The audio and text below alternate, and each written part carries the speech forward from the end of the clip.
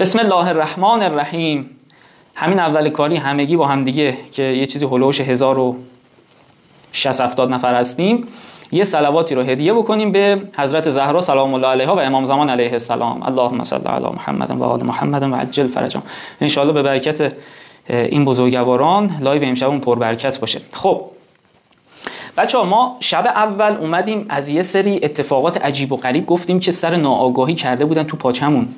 ببخشید دور از جون شما، بلا نسبت شما. تو در واقع کلاه رفته بود سر افراد ناآگاه. حالا الحمدلله شما که آگاهید، مگه میشه میمسادی آگاه نباشن؟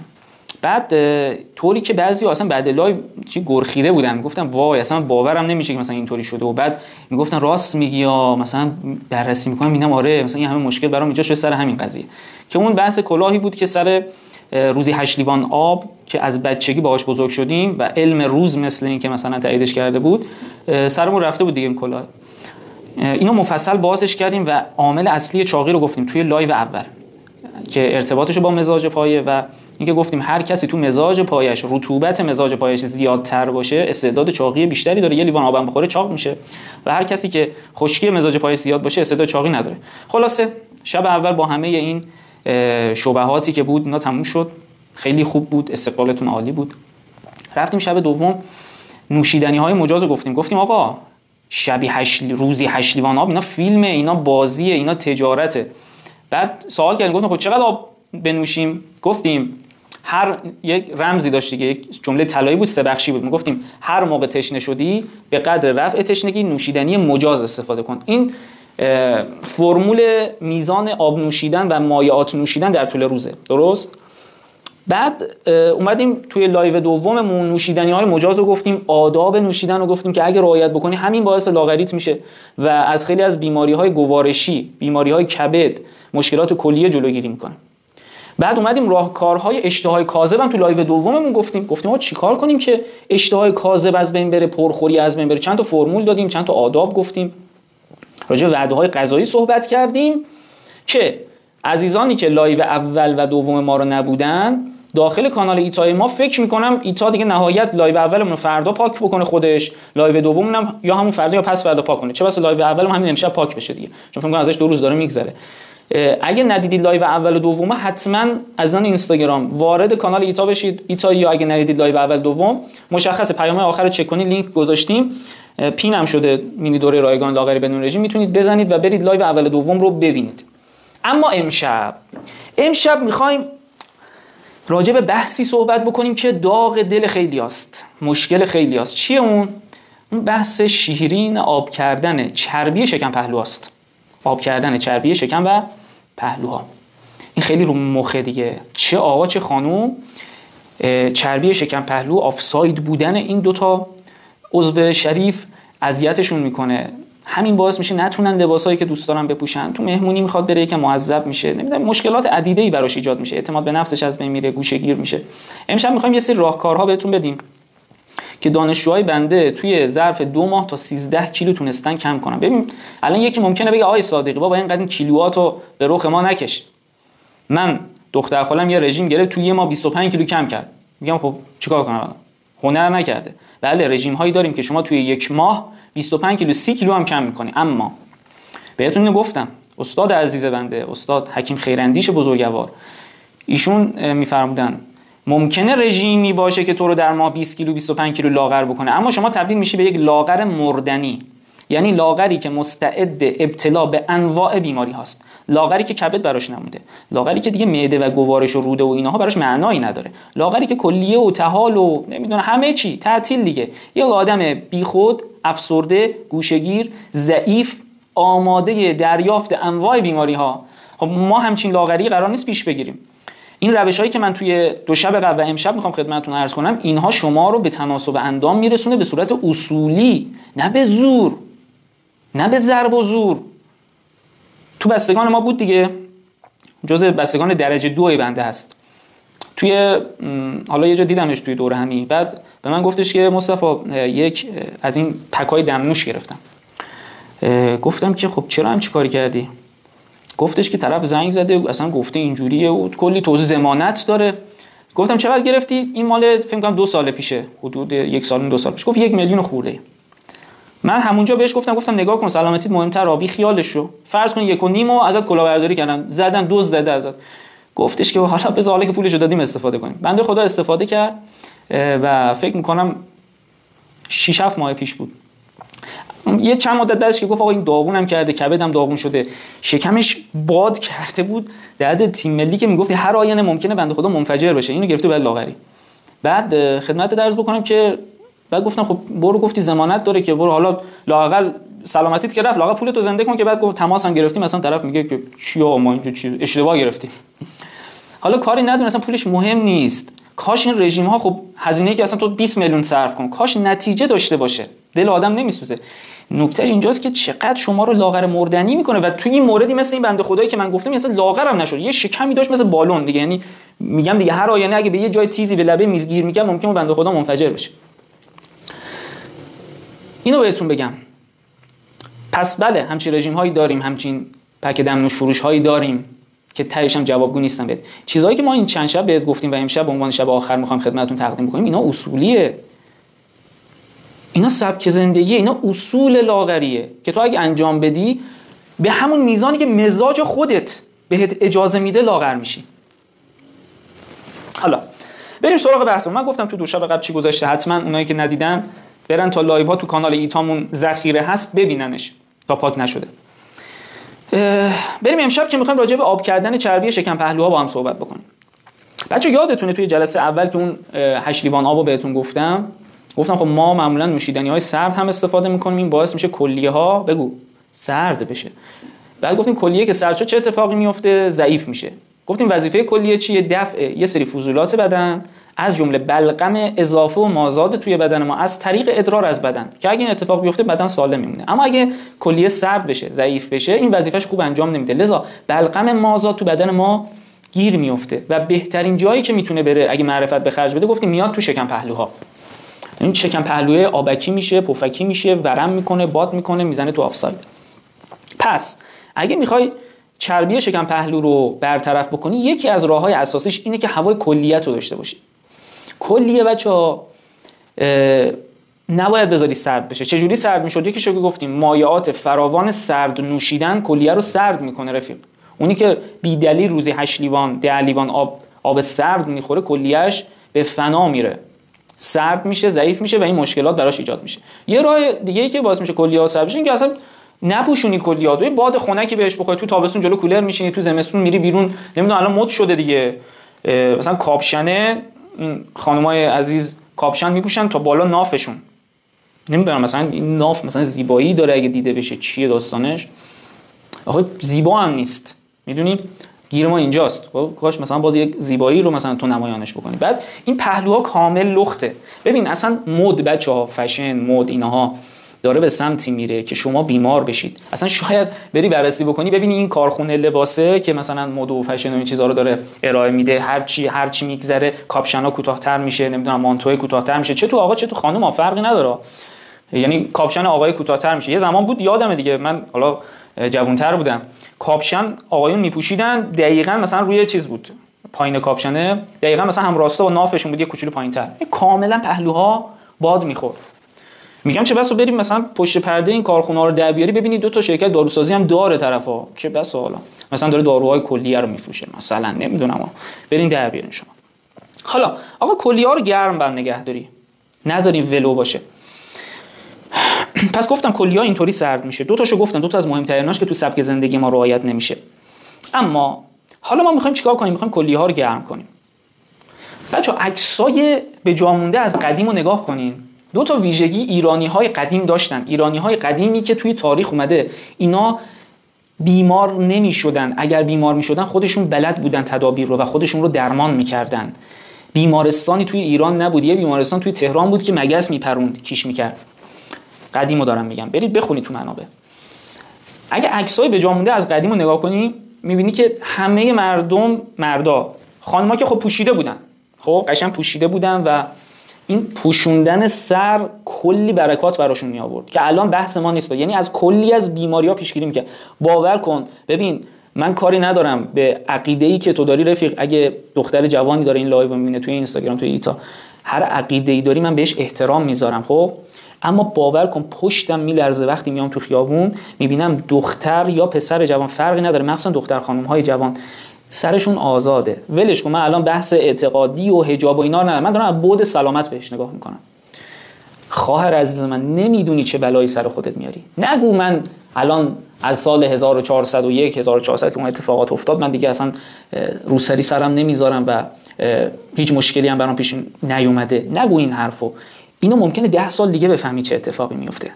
10 سال دیگه خدای نکرده دور از جونت میری میبینی سردردای شدید داری، میری مثلا یه آزمایشی میدی میگن آره مثلا 3 تا تومور مثلا این قسمت سرت.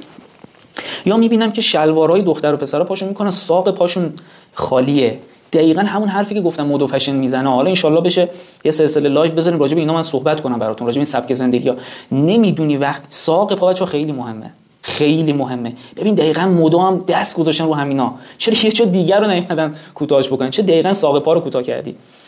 میدونم از بحث داریم خارج میشیم و به دلم اومد و گفتم اینا رو بگم. خیلی دلم میسوزه، خدا شاهده خیلی دلم میسوزه. ببین من کاری ندارم اعتقادات چیه، نمیدونم هر چی هست برای من محترمه، اما به خاطر سلامتت که شده دختر خانم، آقا پسر، حتی مثلا میگم بحث حجاب نیست، آقا پسر کلا بذار سرت، تو زمستون لاغر بذار سرت، ساق پاتون رو بپوشونید، ولش کنین مد آشغالا بریز دور. حالا ولش کن، بیا داشتم اینو میگفتم آقا ایرانیای قدیم رو بری عکس‌ها رو نگاه کنی همیشه یه کلاه داشتن، حتی تو تابستون برین عکس‌ها رو نگاه کنید اصلا فرقی نداره، از این بچه 7 ساله کلاه سرش بود تا اون پیرمرد 90 ساله که چه تو شهر بود چه تو روستا بود. خب این فیلم کلاه پهلوی رو اگه ببینید این کلاه رو از ما گرفتن با یک سیاست خوشگل انگلیسی از ما گرفتن. آقا ولش کن، بس طبی بمونه، من بازش نکنم روزه رو. خودتون میتونید تحقیق کنید این قضیه رو. حالا یه چیز دیگه هم تو عکس‌ها می‌بینی، این مردم تو لباسشون بوده، اینها ببین تو لباسشون بوده، یک کمربندی پارچه‌ای چند لایه دور شکم پهلوهاشون بود. این جزء لباسشون بود، یعنی اصلا عکس‌ها رو بری نگاه بکنی اینا همه داشتن. آقا اینا داشتن این کمربنده رو. اون برای خوشگلی نبوده، اون برای گرم نگه داشتن پهلوهاتون بوده، کلیه ها بوده که وقتی کلیه گرم میموند وظیفه‌شو خوب انجام میداد، فضولاتو خوب دفع میکرد از طریق ادرار از بدن و بیماری‌ها کمتر بود، مردم هم خوش اندام‌تر بودن، شکم پهلو تو آفساید نبود. حالا آقا چیکار کنید؟ یک، شال دور پهلوها رو زنده کنید دوباره لطفاً. تو تابستون یه شال نخی هم 24 ساعته دور پهلوهاتون باشه، 24 ساعته. و خدمتتون عرض بکنم که توی زمستون شال پشمی. این چیزایی که دارم بهتون میگم خودم اول بهش عاملم که دارم به شما میگم. اینا اگه تو کاور پست‌های ما نگاه بکنین شاید مشهود باشه که من لباسم قشنگ شال پشمی که بستم مثلا زیر لباسم زده بیرون، یکم مثلا مینی برجستگی هست، اون شالیه که زیر پیرنم من میبندم.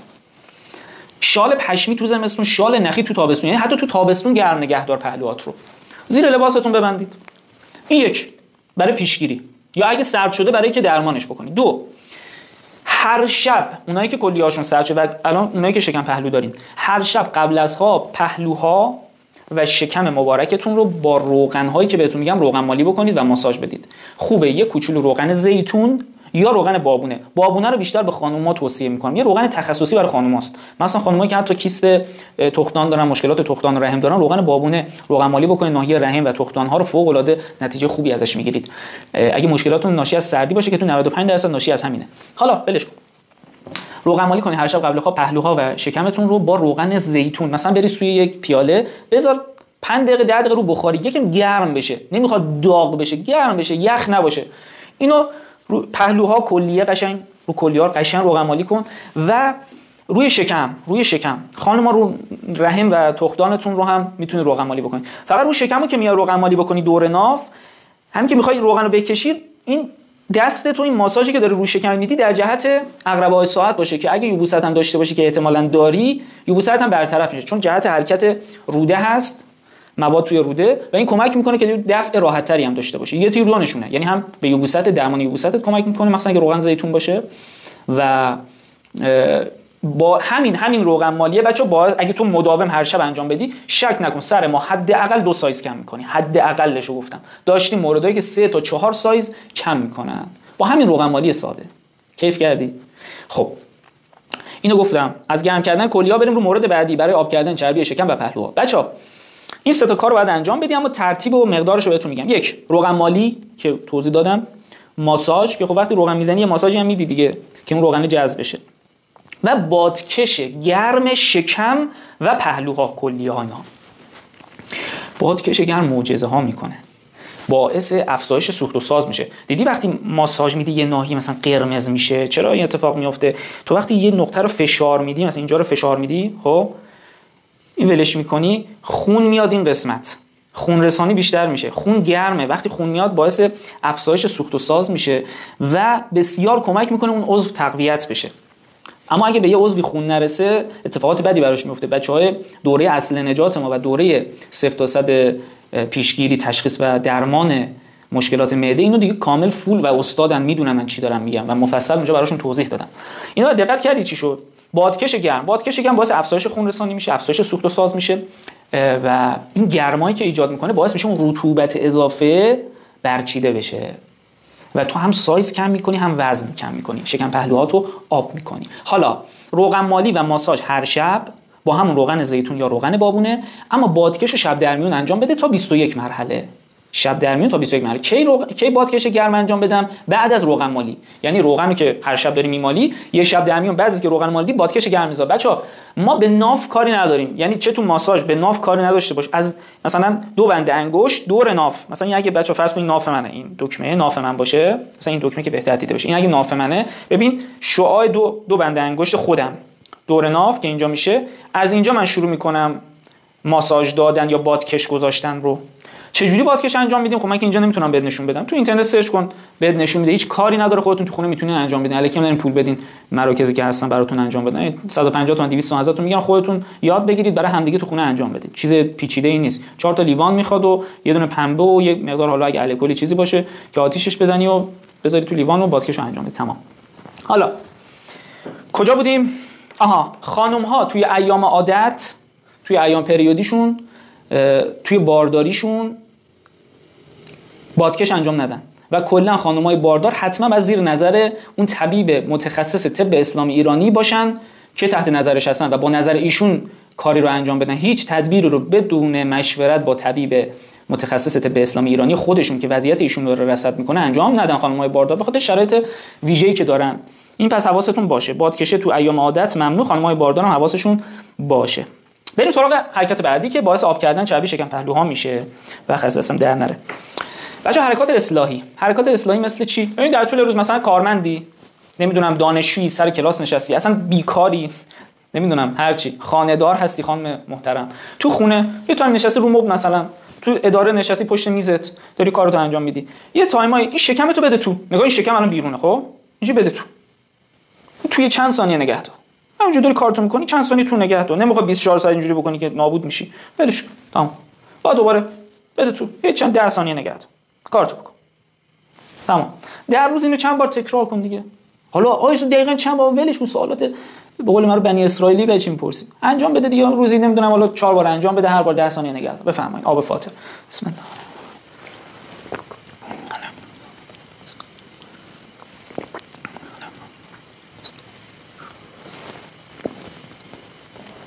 الحمدلله رب العالمین. خب یکی از حرکات دیگه که به شدت بچه‌ها لاغرتون میکنه، مخصوصا سایزتون رو کم میکنه، همین نفس بکش لاغر شو.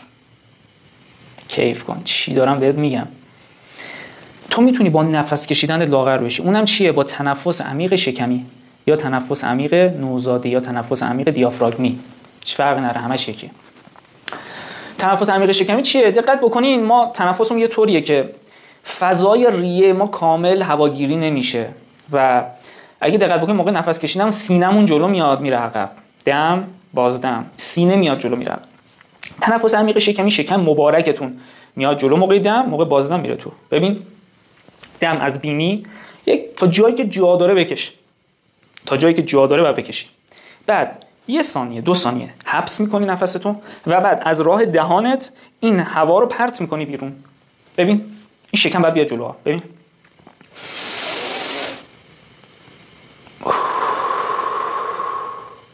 دیدی آقا شکم موقع بازم رفت تو، موقع دم میاد جلو. ببین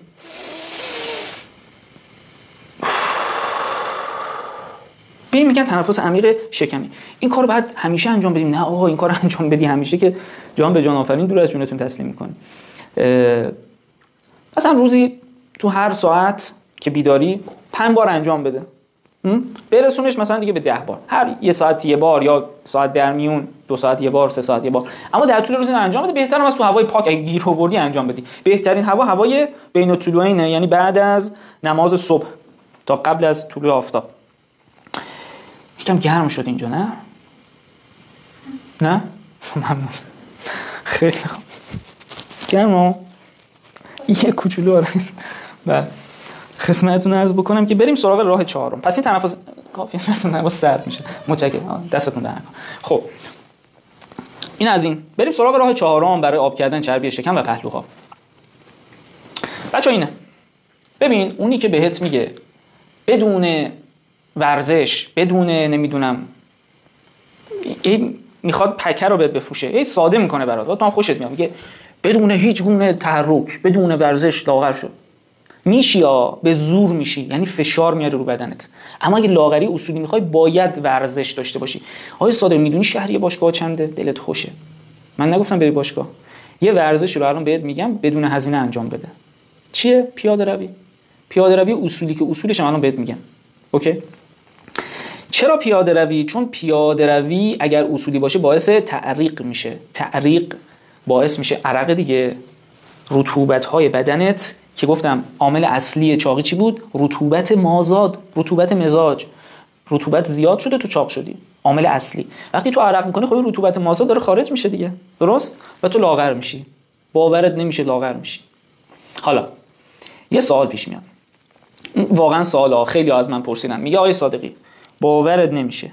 ما یه پارکی شهرمون داره، یه پارک بزرگ مثل مشهد یا پارک ملت، یا اصلا یه بوستانی کنار خونمون هست، من میرم روزانه مثلا 3 دور این میزنم، میشه 1 ساعت پیاده روی دارم. باورت نمیشه آقای صادقی من 85 کیلو هم، مثال دارم میگم باید 70 کیلو باشم. برای لاغری میرم پیاده روی، حتی میدوام دور این پارک و نه تنها لاغر نشدم، الان یه ماه گذشته 85 شده 87. مگه میشه آقای صادقی؟ ما رو گرفتی. من توضیح میخوام بهتون بدم، خوب دل بدین. میخوام بگم چه اتفاقی میفته. اینو بارها گفتم، مثلا دانشجوهای من اینو دیگه کامل حفظن. ببین نمیدونم مود چیه داستانش، هر کی برو مثلا تو این پارک‌های اصلی شهر، حالا اینایی که مثلا دیگه لباس ورزشی تریپ ورزشکاری هم میان مثلا برای پیاده روی و ورزش فکر می‌کنن دیگه خیلی اینجوری، اینا رو برو نگاه کن، نمیدونم مود یا نه، دستشون یه دونه بطری آب معدنیه، یا حالا یه دونه از این ماگا و نمیدونم این چیزا، حالا اسمشو شما بهتر میدونید. بعد توش یا شربت دارن یا آب دارن، آب سردم دارن. دیگه اونایی که مثلا ساده میان یه بطری آب معدنی دستشونه. این همون دیگه تریپ ورزشکاری برداشته، همینجوری داره تون تون راه میره دور پارک و بعد مثلا نصف دور که میزنه همینجوری قلق قلق قلق آب میخوره. ها یکم دیگه میره باز آب. بعد تو این آب تموم میشه، بعد دوباره میره از اون آب سردکنه توی پارک، آبش هم میکنه، یه دور دیگه هم اینو باز تکرارش میکنه. من این مثال ساده زدم، دانشجویان میدونن.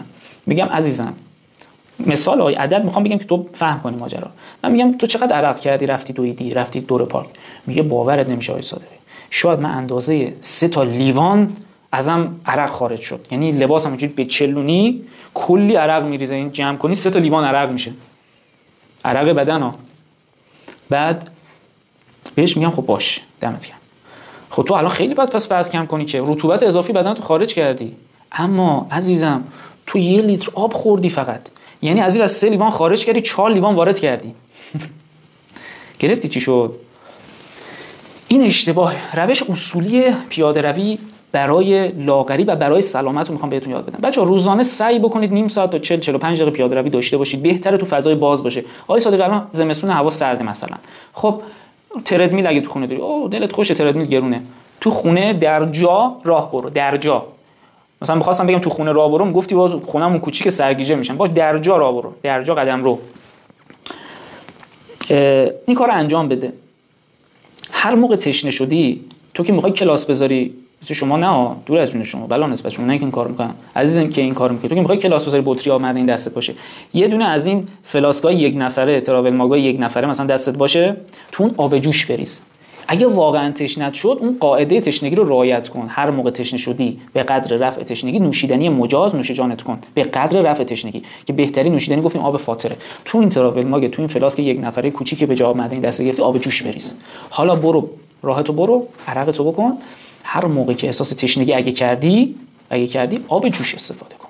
بعد وقتی آب جوش می‌خوری می‌بینی عرقت بیشتر میشه اتفاقا. چرا؟ چون توضیح دادم اینو تو دوره سفت مزاج‌شناسی گفتم به بچه‌ها. آب جوش طبع گرم داره، منافذ پوست رو باز میکنه. وقتی منافذ پوست باز شد، از راه عرق کردن اون صفرایی که باعث تشنگیت هم شده خارج میشه، هم جلوی تشنگی گرفته میشه، هم تعریق میکنی دیگه. این تعریق باعث میشه رطوبت اضافی خارج بشه. چطوری پیاده روی بکنیم؟ ببین پیاده روی همیشه من این مثال میزنم، میگم مثل حرکت هواپیماه. هواپیما که همینجوری توپ بلند نمیشه مثل هلیکوپتر. هواپیما رو باند فرودگاه با یه سرعت اول کم همینجوری میره، بعد سرعتش یواش یواش زیاد میشه، درست؟ با یه سرعت عادی خودت که داری راه میری شروع کن، آسه 5 دقیقه که رفتی یکم بدنت گرم شد، مفاصل عضلات گرم شد، یواش یواش سرعت رو بیشتر کن تا جای این سرعت بیشتر بشه، اینجا دیگه جای چیز دیگه داره از باند خودش میکنه هواپیما. یواش یواش سرعت بیشتر میشه تا جایی که وقتی داری تون تون راه میری به نفس میفتی، نمیخواد بدوی، یا همین که تون تون داری راه میری. اینجا دیگه اوج حرکت هواپیما تو آسمونه. بعد حالا میخوایم فرود بیایم، مثلا الان 20 دقیقه گذشته، 5 دقیقه آروم بود، بعد آساسه رفت بالا، الان مثلا 20 دقیقه گذشته دیگه اوج سرعتته. حالا آروم آروم سرعت رو کم کن. بازم اینجوری توپ سقوط نمی‌کنی دیگه. آروم آروم سرعت رو کم کن. بعضی هستن میرن میدوئن دور پارک، یه دفعه که میره یه جا میشینه، گند میستنه توی همه چی، مفاصل، عضلات، همه چی اصلا شوک وارد میشه به بدنش. آروم آروم سرعت رو کم کن. بیا پایین تا بیا رو باند فرود، تا برسی به اون سرعت اولیه‌ای که عادی بود داشتی راه میرفتی و پیاده روی نیم ساعت 40 دقیقه 45 دقیقه تمام بشه. تشنت هم هر جا شد وای میسی آب جوش میخوری. آب جوشه توی روز ایستاده میخوری، توی شب میشینی و نوش جانت میکنی. چون باز خیلی‌ها رو دیدم مثلا تو حرم مثلا آقا امام رضا مشرف میشیم زیارت، میبینم دلم میسوزه از روی ناآگاهیه. مثلا میاد آب سقاخونه آقا امام رضا که واقعا شفا هستش میریزه، مثلا ساعت 10 شب همینجور یک نفس ایستاده میخوره، کبدشو نابود میکنه این فرد. کبد نابود. شب بشین بعدم اینجوری سر نکش، جرعه. روش پیاده روی هم گفتم. حالا اگه میخوای یه نتیجه، من یه کیسی داشتم، شاید الان بیننده ما باشه، بهش سلام میکنم از رفقای عزیزم، که ایشون میخواست توی مدت کمی وزن قابل قبولی رو کم بکنه و دوچار استوپ وزنی هم شده بود. یعنی وزنش رو از فکر میکنم 116 یا 115 کیلو اگه اشتباه نکنم رسونده بود به 107 یا 7.5 یا 108 کیلو و استوپ کرده بود. فکر میکنم 1 سالی یا 2 سالی استوپ وزنی بود. بعد ما خدمت ایشون حالا رسیدیم و در واقع ایشون رو دیدیم و بعد مشکلشون رو مطرح کردم. من همین راهکارهای ساده‌ای که الان به شما گفتم و نشستم مفصل به ایشون توضیح دادم. فکر میکنم ایشون وزن ایدئالی که میخواست برسه 95 94 93 اینها بود. حساب کن از 116 اومده بود 107 و نیم، بعد استوپ شده بود 2 سال با همین راهکارها و این فوت کوزه‌گری که میخوام الان به شما هم بگم انجام داده بود. و این چی شده بود؟ هم کارا رو کرده بود، آداب اصلاح مصرف مایعات و حالا یه سری نسخه‌ای که چون من ایشون دیده بودم دیگه خاص بهش میدادم دیگه. یعنی الان من شما رو که تک تک نمیبینم، مثلا من اگه روزگاری بنا باشه دوره لاغری دیگه فوق تخصصی بذارم اونجا، تک تکتون بعد مزاجتون رو بدونم چیه، بعد طبق مزاجتون بهتون برنامه بدم. اما اینجا الان دارم کلیاتو میگم، اصولو میگم که به درد همه میخوره. حالا چون ایشونو دیگه من دیده بودم، رفیقم بود و اینا، با هم صحبت کردیم، یه چند تا حالا راهکار دیگه خصوصی ویژه خودش هم بهش گفتم. فکر میکنم توی 2 یا 3 ماه ایشون رسید به وزن از 107 و نیمی که استوب کرده بود 2 سال، رسید به وزن 93 94. تو همین 93 94 میرفت میومد و الان هم که فکر میکنم 6 ماه بیشتر، شاید همون 6 ماه، نه 6 7 ماه از اون موقع گذشته، ایشون وزنش همونه، یعنی روی همون 93 94 این میره میاد. نه با همین اصول. حالا یه فوت کوزه‌گری برای پیاده روی بود که ایشون انجام میداد. اونم این بود که بهش گفته بودم حالا یه روغن اختصاصی ایشون درست بکنه، که میخوام به شما یه روغن دیگه‌ای رو بگم، اما اینم خیلی جواب میده. اگه میخوای دیگه خیلی زود سایز کم بکنی، شکم پهلوهاتو بدی بره توی از آفساید در بیاد، قبل از اینکه پیاده روی تو شروع بکنی یه مقدار روغن زیتون بهت گفتم دیگه، بذار گرم بشه، داغ نشه، بذار رو بخاری 5 دقیقه یکم گرم بشه فقط. بعد همزمان که گذاشتی رو بخاری گرم بشه، یه کوچولو نمک طبیعی، نمک دریا هم توش بریز. نمک طبیعی. بذار 10 دقیقه بمونه. میتونی از قبل نمک دریا رو ریخته باشی، یعنی مثلا از 2 روز قبل تو این اصلا نمک دریا تو این روغن زیتون مثلا 10 سی سی 30 سی سی 20 سی سی داری، یه کوچولو نمک دریا بریزی. خب بعد حالا میذاری روی بخاری یکم گرم بشه، این نمک دریا یکم به خورد این رفته. روش درست کردن این روغن نمک فرق داره. بعد روغن زیتون رو مثلا با یه مقدار مشابه آب بریزی توی قابلمه، بهش نمک اضافه کنی، اینقدر اینا همش بزنی تا در واقع بذاری رو شعله ملایم، تا اون آبا تبخیر بشه رو شعله ملایم و این نمکی به خورد روغن بره. اصلش اینه. اما من دارم سادهشو میگم دیگه، میگم حوصله نداری این کار بکنی، هم روغن زیتون خالی هیچ چی نمیخواد بهش اضافه کنی. اگه حوصله داری یکم نمک طبیعی هم بهش اضافه کنی، میذاری روی بخاری، خوب همش میزنی، 10 دقیقه رو دیگه برمی‌داری که یکم گرم شده باشه، شروع می‌کنی شکم پهلوهاتو با این روغن زیتون ترکیب شده با نمک دریا، نمک طبیعی، روغن مالی می‌کنی پهلوها و شکمت رو. اگر دیدی این روغن زیتون و نمک رو زدی یکم پوست دچار حساسیت و اینها شد، نمکشو حذف کن، ولش کن. شاید بد نمیسازه، شاید تب حالا یکم گرماش زیاد میشه، شاید اذیتت بکنه، ولش کن. فقط روغن زیتون خالی. اما اگه دیدی نه مشکلی پیش نمیاد، ادامه بده. اینو میزنی قبل پیاده روی، یه نایلون هم بکش دور شکم پهلوات، حالا برو اون پیاده روی که بهت گفتم. بعد بیا ببین چی معجزه‌ای ببینی از کاهش سایزت. یعنی خودت باورت نمیشه. یعنی حتما قبل از شروع این کار عکس از خودتون بگیرید، بعدش هم عکس بگیرید. خودتون باور نمی‌کنید این منم بعد یه ماه و نتیجه عجیبی داره. خب این عرق کردن رو جدی بگید. کسی که چاقه و عرق نمیکنه بیماره. اصلا کلا کسی که عرق نمیکنه بیماره ها، اما اونی که چاقه چون رطوبت بدنش بالاست و عرق هم نمیکنه دیگه خیلی بیماره. بعد بره خودشو درست بکنه. چطوری؟ الان باز در ادامه بهتون میگم. بریم سراغ مبحث بعدی، سریع بگم بهتون. یه دو تا فرمول پاکسازی بدن میخوام بهتون بگم. یکیش بیشتر رو گوارشتونه، یکی هم برای کل بدنه. اونی که برای گوارشه یه رژیمه که برای الان خیلی توصیهش نمی‌کنم. بهترین زمان استفاده از این رژیم توی فصل اواسط بهاره بچه‌ها. اما خب شما الان یاد بگیرید، اون موقع انجام بدین، کیف کنید. اونم رژیم آش جو یا سوپ جو. چطوریه؟ شما این آش جو یا سوپ جو رو درست می‌کنی، داخلش انواع حبوبات، انواع سبزیجات رو می‌ریزی بجز اسفناج و گوشت. یعنی نه گوشت داره نه اسفناج، اما مابقی سبزیجاتی که دوست داری، نمی‌دونم جعفری فلان هر چی دوست داری، نخود، لوبیا اینا می‌ریزی. نخود لوبیا که میریزی نفخشو نمیگیری دیگه، دیدی بعضی خیسش میکنن که بعد آبش هم میریزن دور. این توفاله نخود لوبیا رو دارن میخورن. اون بادی که اتفاقا نخود لوبیا فکر میکنن باد ایجاد میکنه که اینطوری نیست، اون خیلی مفیده، خیلی کمک میکنه. اون ریحی که تولید میکنه باعث میشه اون ریح چجوری بگم به شما که قلم به سلم بنشه، ریح مضر مثلا، اینجوری بهتون بگم، ریحایی که مفید نیست برای بدن از بدن خارجش میکنه و ریح مفید وارد بدن میکنه و این برای سلامتیتون عالیه. یعنی نخود لوبیا رو نباید خیس بکنین رفیق. اگر هم خیسش کردید تو آب، با همون آبش بعد بریزید تو قابلمه، آبشو نریزی دورا. خب این آشه رو درست میکنید تا یک هفته هر روز تمام وعده‌های اصلی غذایی شما همین باید باشه. تا یه هفته هر روز.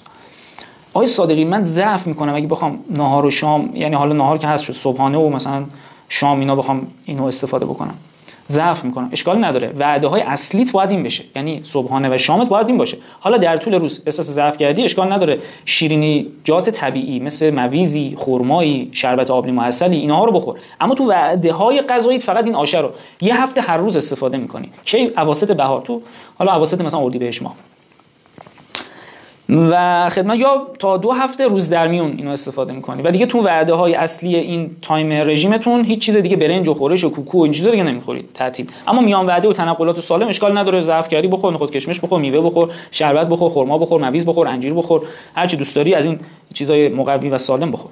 تمام. این رژیم قشنگ هم باعث میشه یبوست اگه داری از بین بره، هم یک تخلیه بسیار خوبه برای خارج شدن فضولات از بدن که خیلی هم کمک میکنه به لاغری. یکی بعدی که پاکسازی کل بدنه. این چیزی که میخوام بگم خیلیاتون شنیدین، خیلیاتون دارین انجام میدین، اما خیلیاتون ممکن شنیدین و ازش رد شدین به دلایلی که حالا خودتون میدونین.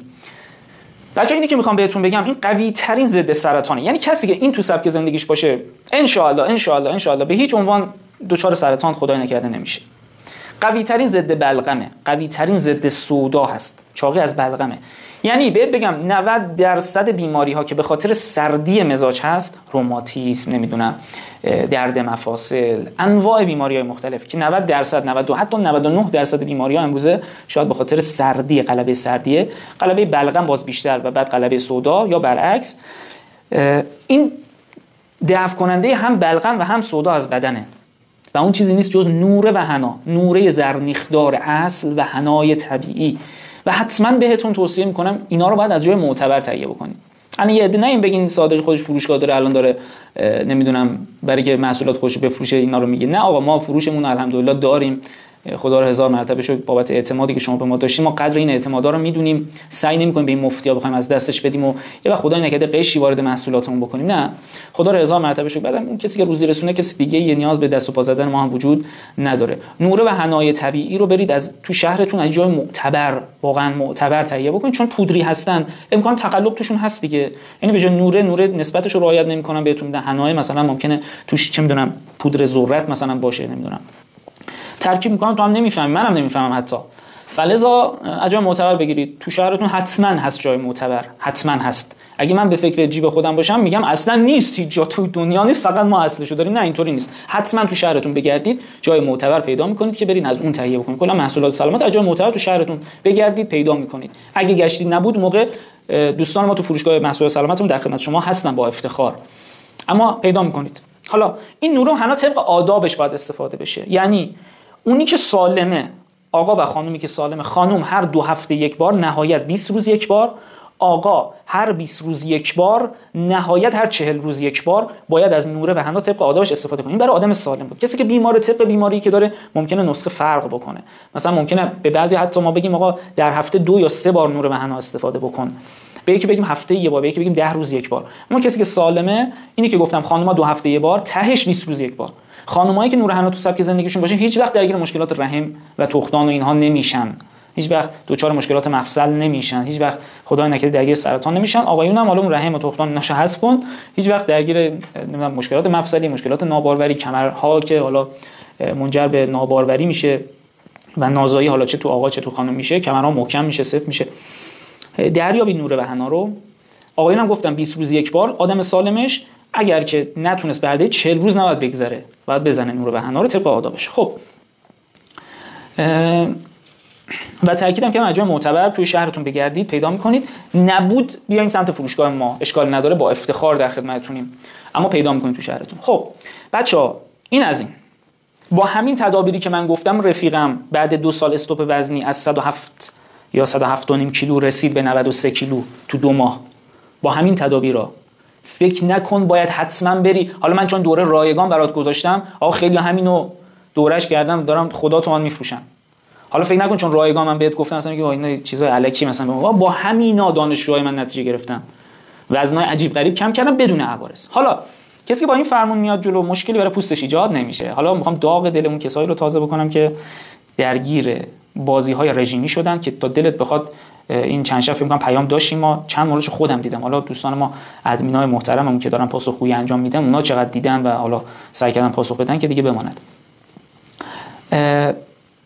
کسانی که درگیر رژیم‌های الکی دولکی میشن، این پک‌های مزخرف دمنوشی رژیمی، اینا نمیدونم درگیر میشن، اینا بعد رژیمشون یا حتی حین رژیمشون پوستشون طوری به هم میریزه که مثلا ممکنه یه دختر خانم 30 ساله مثلا مثل یه خانم 45 ساله بشه.